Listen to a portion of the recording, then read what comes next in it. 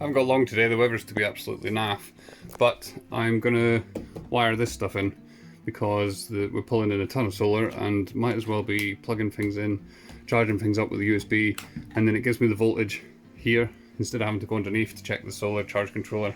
These two USB ports take 2 USBs each.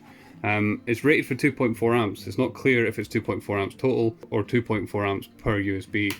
So I'm going to assume it's per USB to be safe. So if I had 4 devices pulling the full draw, you could expect almost 10 amps. So I've got some 11 amp cable and it won't focus, but a 10 amp fuse. So what I'm going to do is wire the USBs into one of these switches.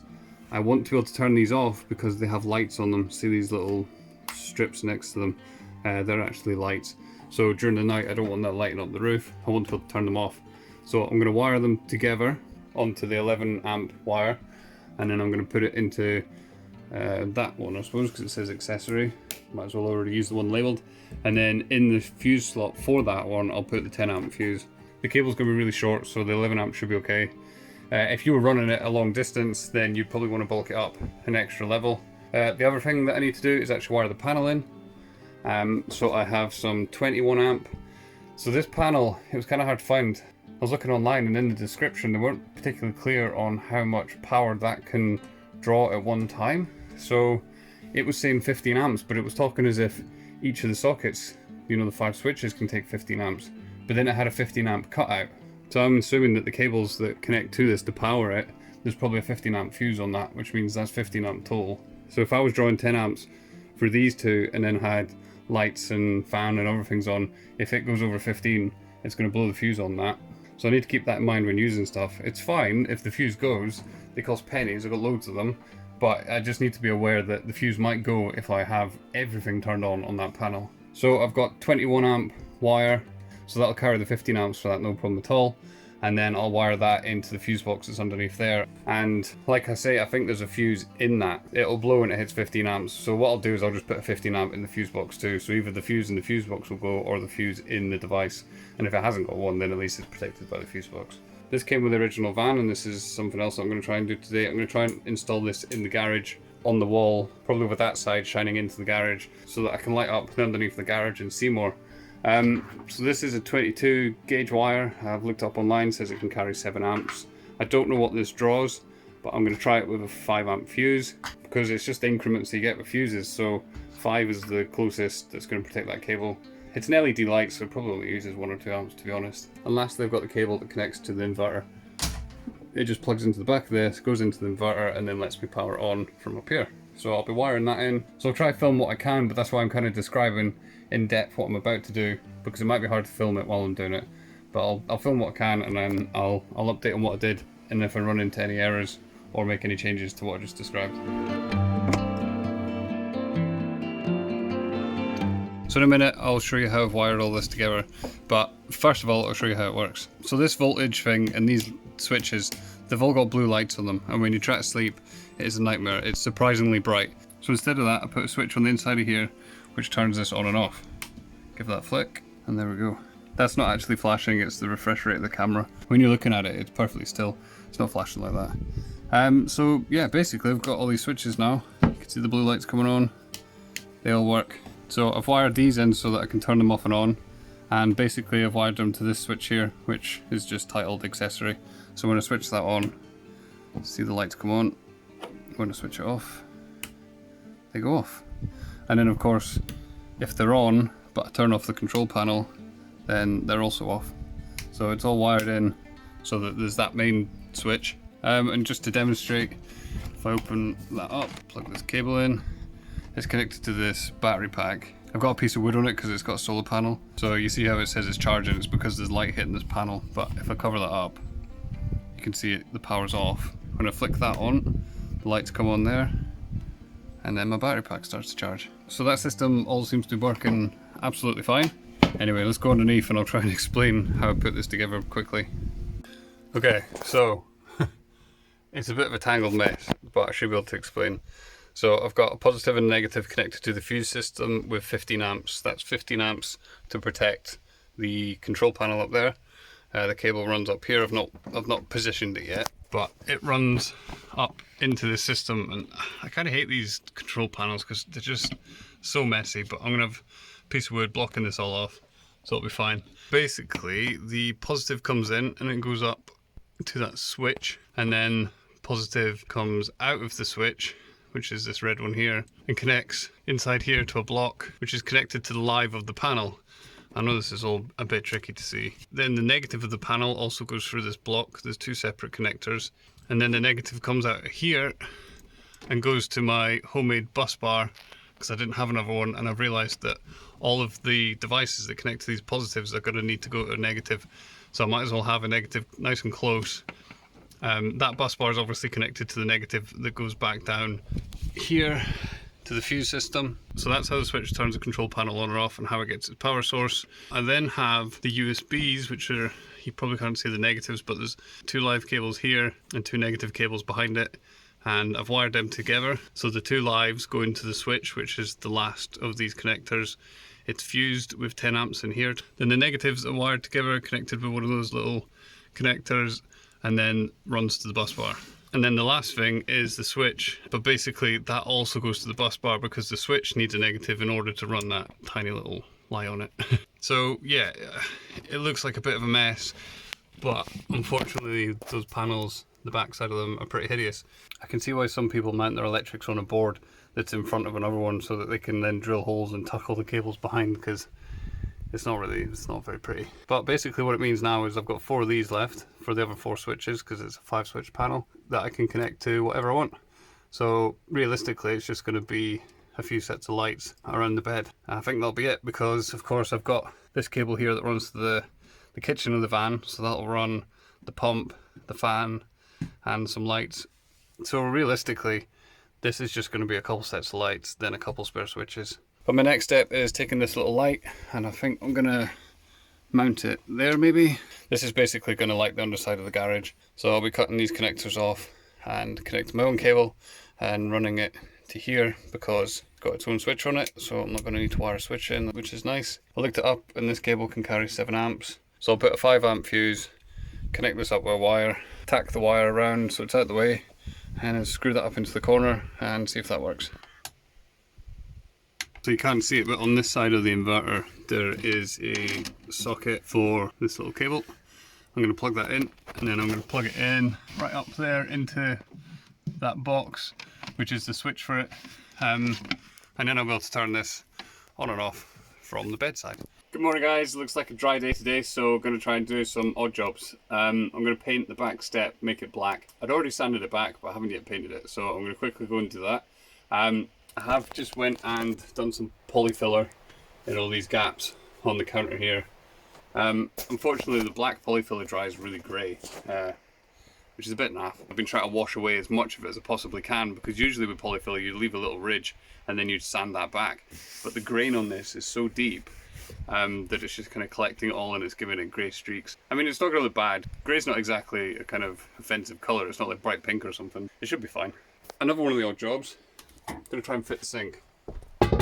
So what I've done is cut a cardboard disc. So I've cut that disc and it's 29.5 centimeters wide, which means that it fits underneath here. Of course I'm not cutting this to sit in here, I'm cutting this so that I can mark out the circle on the counter that I'm going to have to cut. So now I know wherever I cut that this is going to sink into the counter, but won't go past those bolts, nuts, handles, whatever. Now I just need to find out where this disc fits. The important thing is going to be going under here and seeing what's going to be in the way. And by the looks of it, as long as I miss this beam, which I want to do, it's only going to hit this. That won't be a problem as long as I don't line up with the screws. So when I'm cutting with the jigsaw, I need to make sure that I'm not going to go through the screws. Once I've cut through the plank, I can just take the screws off and it'll drop through. So I need to take a measurement to find out how far that main structural beam comes in. I mean, these screws are probably aimed for the middle of that. Like, it'd be nice to have that distance and that distance the same. So maybe something like that. Looks about right to me. Gives plenty of space to put the tap in there. Something to put the switch on. Spice rack. This was really just a template to kind of find where it's going to fit. I won't draw around this. Instead what I'll do is I'll get a piece of string, pin it in the middle of where I want it, and then put a pen and do a perfect circle with it. So once I've found the position and I mark it out, it'll be getting a big drill bit straight through, one that's wider than the jigsaw piece, and then I'll take the jigsaw and cut around it.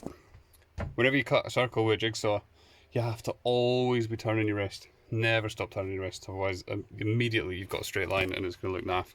So it's about getting the pace right of just turning the wrist. Yeah, and then once I've cut that out, this sink, that's it, it'll just sit in place. There's not a lot of margin for error on this. If I cut that hole too big or really wiggly, I'm kind of knackered, especially when you're cutting into a counter that you can't replace. So I measured the beam under there is 7 centimeters, so I'm going to do 8 centimeters in from each wall.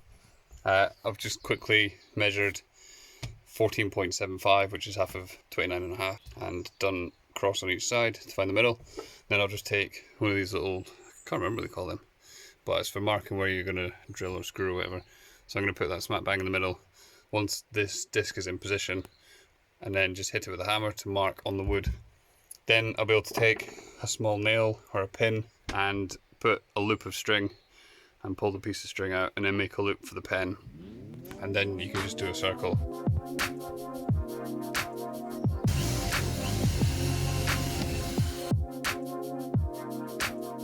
So as I'm coming around here, I can feel the jigsaw hitting the wall, and it's trying to straighten my angle out. It's not letting me do the angle I want, so I've quickly stopped. So what I'll do to fix that is use the drill to make a few entry points. I'm struggling to get this bit here, but if I put a drill hole here, I'll be able to come up from this edge.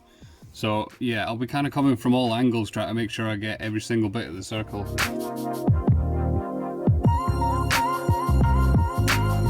I actually didn't need that hole that I did, but it doesn't matter. It's not gonna be easy getting it in the corner.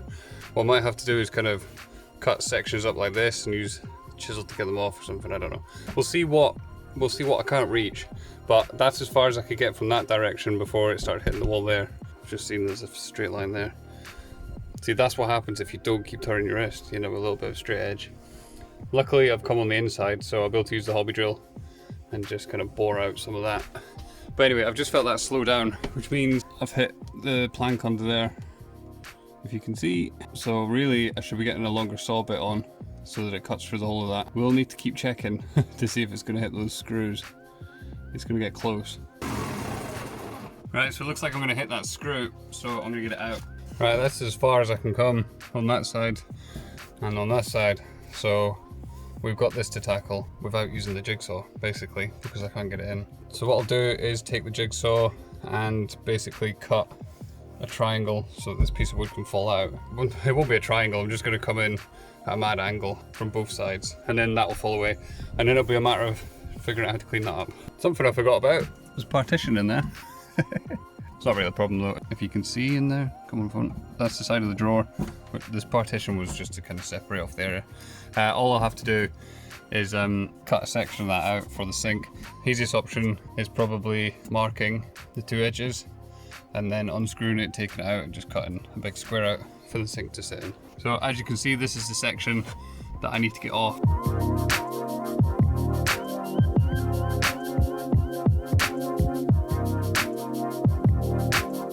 So as you can see, from just like going left, right, left, right, left, right, and doing triangles that slowly got smaller and smaller, I've managed to get it pretty close to my line. Close enough now that I should be able to use the hobby drill, and I've got these kind of like wood boring bits. I should just be able to trim that way. So next I'm going to get this bit of wood out so that I can put the bowl in and just see what's happening as it sits right now. Right, I've cut away that bit in that plywood.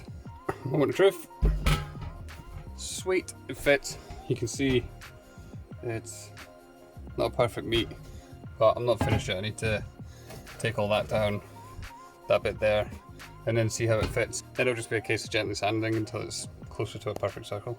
So using the hobby drill, I've managed to remove most of the material that wasn't on the circle. Now I'm just going to take this sanding wheel on my drill and just run around this edge. Obviously with the drill running, not like that. Hopefully that'll just smooth out some of these edges and get it closer to the circle I need.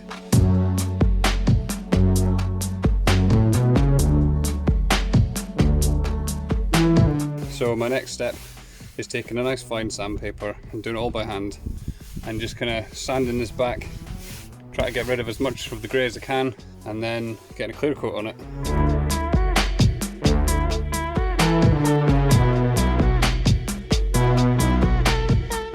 So it's all sanded and I've brushed it down. Now all I'm going to do is get a bucket of clean water and a sponge. I'm not going to use soap. and I'm just going to wash it down to make sure I've got all the dust, and then I can apply the lacquer. So another one of the chickens here has had chicks, and it's had 12. So I'm going to put some oats down in front of the camera and try and get a shot of them.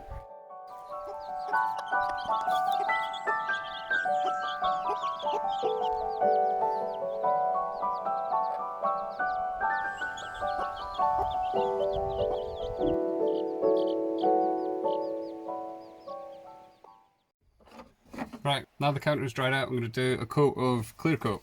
Don't think the brand matters very much, but I've got Little Fair's extra strong matte water-based varnish. It's non-yellowing, so it should stay pretty much the same colour as it is now. So the reason that you put something like this on is to protect the woodwork from moisture, because during summer it might not matter that much, but during the winter, if your woodwork got damp and didn't have the time to dry out, it'll start to mould, basically. I'm not going to bother with a container, I'm just going to pour it straight onto the surface and brush it back and forth, just a standard brush.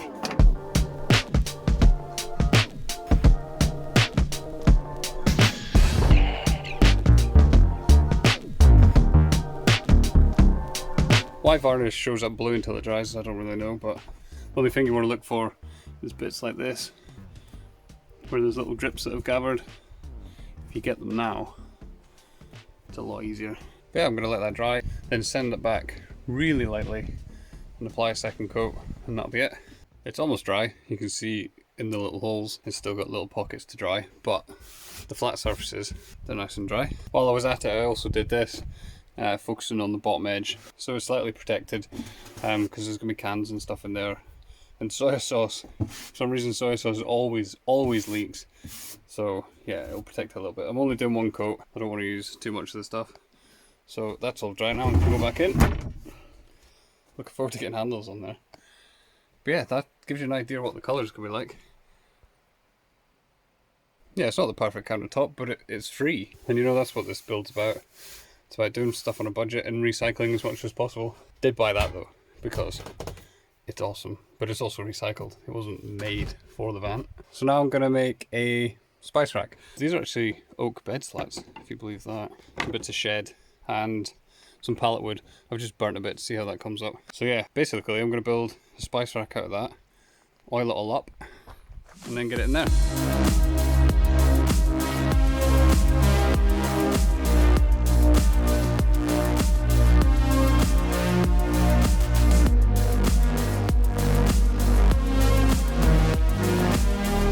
So there we have it, a little spice rack mounted on the wall.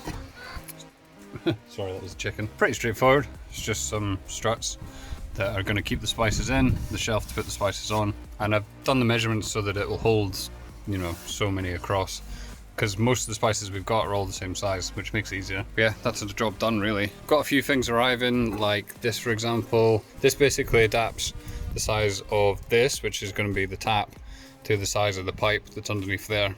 So it's like a 15mm to a 1/2 inch adapter. So that literally just clips on, and it should be watertight. That's good because I can start thinking about getting running water in there. Good morning guys, so I've been to the shop and I was basically going to get a new butane tank. I got one of those little 4.5 kilogram ones, which you probably saw me installing quite a few videos back now. So yeah, I've just went to the shop, and whether it's the shop or whether it's Caller, but the shop said that they're not getting any more, that they don't supply them anymore. She wasn't massively clear if it was Caller or them, but it did get me thinking maybe we should upgrade. And basically they were saying that you could trade in the 4.5 and get the 7 and not have to pay any extra. So when you get a Caller gas, you pay a deposit, and you have to pay a larger deposit for the bigger tanks. But she was happy to take the 4.5 from me and give me a 7. So there it is. It's literally twice as tall as the other one, which creates the problem that it no longer fits under the bench. So it's gonna have to go somewhere else. So I've fished out the water tanks, and I'm thinking it's going to have to go in the corner of that cupboard. But the good news is that 7 kilogram butane tank should last ages.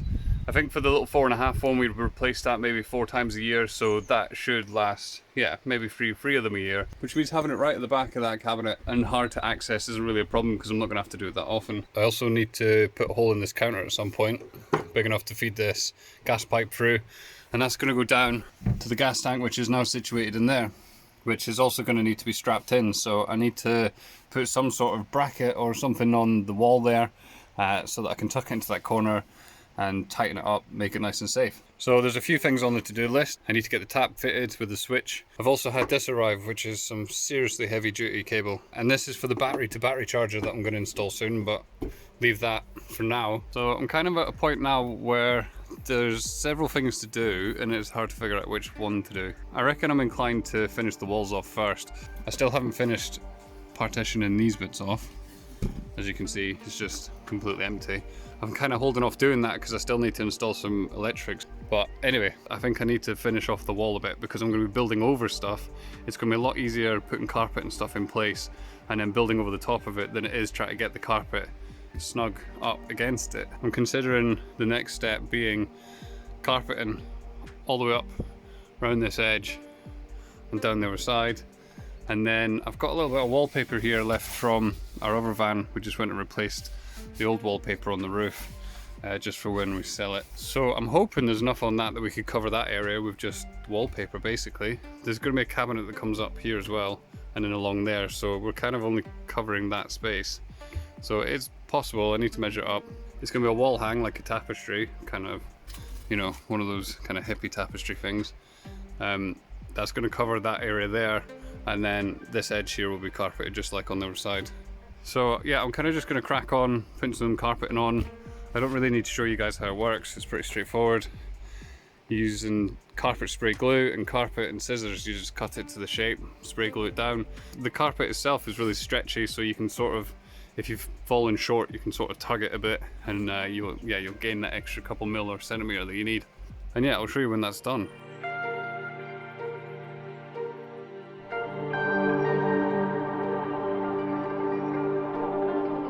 So join me next week and I'll be installing some lights in the van as well as clothes storage and a couple other little fixes. I'll see you then. Thanks for watching, guys.